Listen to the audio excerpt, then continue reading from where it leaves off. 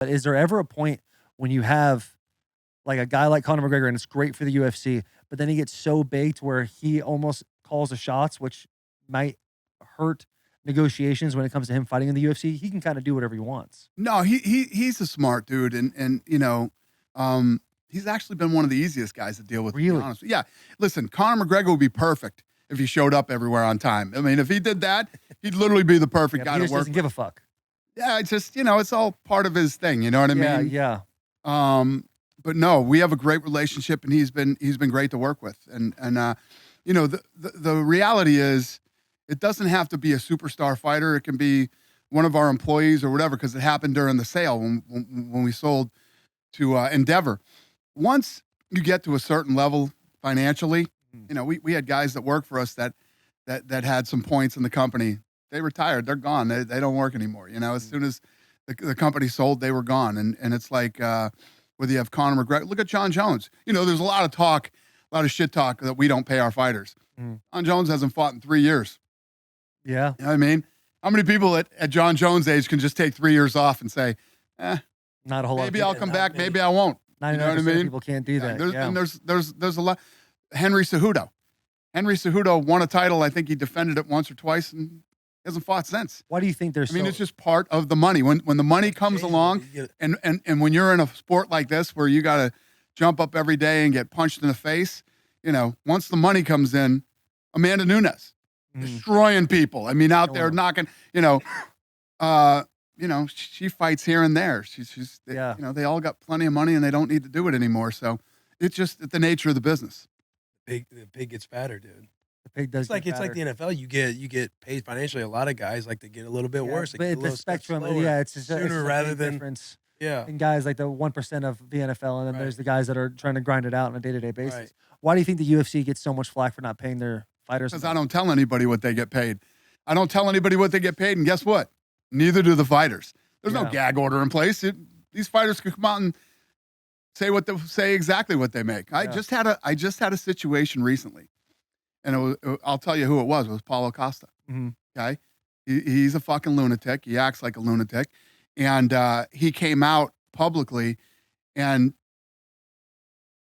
kind of said what we offered him. Yeah, it was the furthest fucking thing from the truth. Really? It wasn't true. And this was a while ago. And this is the first time I've even talked about it. But it's just an example. See, these guys will say stuff like that because they know I won't talk about it publicly. I really don't give a shit. All these people that come out and say, oh, the UFC doesn't pay the fighters and they only pay this percentage of the fucking this, that, and everything else.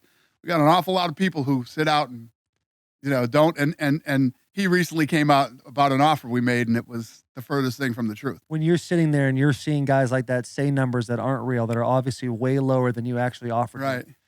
What makes you not bite your tongue? Because there is got to be a level of being a human being like, whoa, we do right by our guys, right? But what's the deal? But when you look at it, look at how long I've been in business for 23 years. How many guys have left? I just did a new 8-fight deal with John Jones.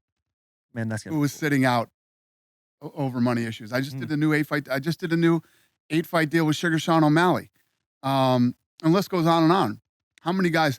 The guys that leave are the guys that we're okay with them leaving. Yeah, you know what I mean. I understand. The guys who leave are the guys that we're okay with it. Recently, the most recent that and probably the only guy. I did deals with Tito Ortiz when we fucking hated each other. Chuck Liddell, who was the biggest star on the planet, we always got deals done. Brock Lesnar, we got deals done. Yeah. You never heard any of these people complaining about their money, right? Everybody wants more money. You guys want more money. You guys aren't being paid enough. I guarantee if we sat here. Portnoy. Can you hear my guy? Yeah. We want more money. In we do. Human nature, everybody wants more money. And I don't feed into the bullshit. I don't feed into the Jake Paul stuff. The Jake Paul. That's something that's small, but it's like the viral. It's like a viral. No, you're absolutely right. It lives in the world we live in. Yeah. He keeps playing that whole thing. We'll do right. We'll treat you guys. How many guys have left and went with Jake Paul? Yeah. Right. How many guys went? Yeah, let's go with Jake Paul and fucking. He's gonna pay us. Yeah. Right. It's all bullshit. It's all this narrative that I don't play into. The guys who fight here know that they've been taken care of, and and it's one of these systems where the guys who actually bring all the value are the ones who make all the money. Yeah. And the guys who don't, when you talk about, they always talk about this pay disparity between boxing and UFC. Yeah, there's fucking like a handful of guys in boxing that make shitloads of money. The rest of the guys make nothing. And that's not the Ratchet case. and clawing. We've got 800 guys under contract. If you're a lower level guy coming in, you work your way up. But these kids are all making really good money. Who are some of the harder fighters to deal with? Who are some of the fighters that are tough to deal like when you are doing some of these negotiations? Like John Jones, he's been out of the game for 3 years over money stuff. He was loud about it for a while. Yeah. Now you say you just got an 8-fight deal. Like, who are some guys who are tough to kind of? Yeah, it's not that John's difficult to deal with. It's more about when these guys hear some of these boxing numbers. First of all, most of these boxing guys that you hear that make all this fucking money, they're all in lawsuits. Mike Tyson's in a lawsuit right now for a fight that he didn't get paid for. I'm hearing Wilder is probably about to be in a lawsuit here. Yeah, these guys all get in lawsuits because they never get paid.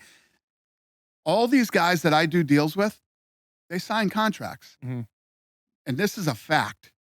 Not only do I pay them what they're contracted to make, I actually pay them more than they're contracted to make. What makes you pay them more than what they were contracted to make? What makes you want to pay these guys more if they have a contract? Yeah. Like as a owner of a business, why would you sit there and go, I'm going to pay this guy more than his contract says?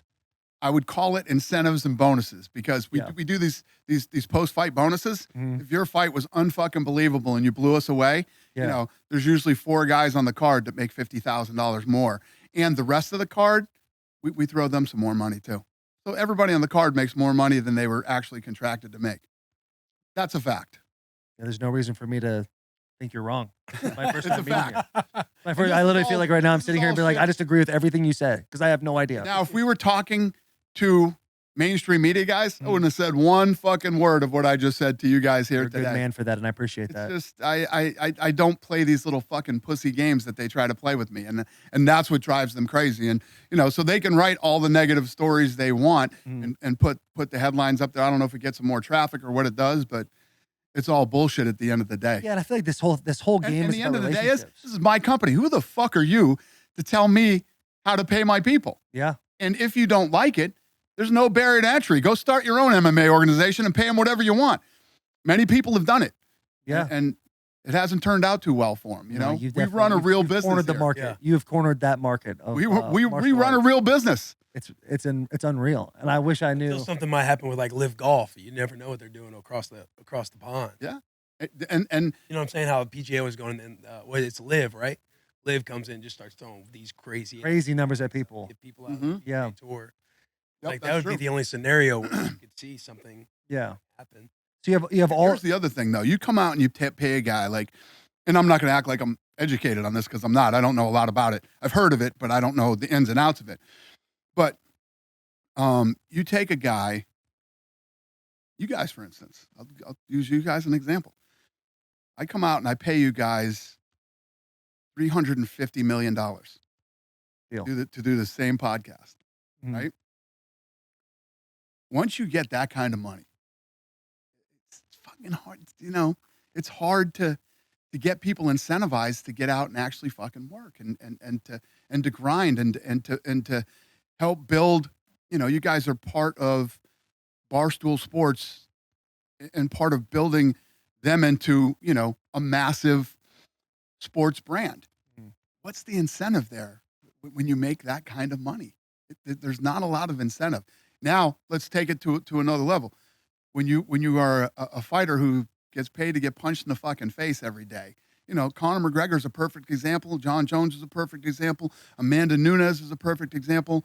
Ronda Rousey's a great example. I could go on and on for days about the people who've made massive money in this sport. You get to a point where you're like, okay, I achieved what I wanted to achieve here. Right, you got what you needed. Like the chip on the shoulder does very famous. dwindle.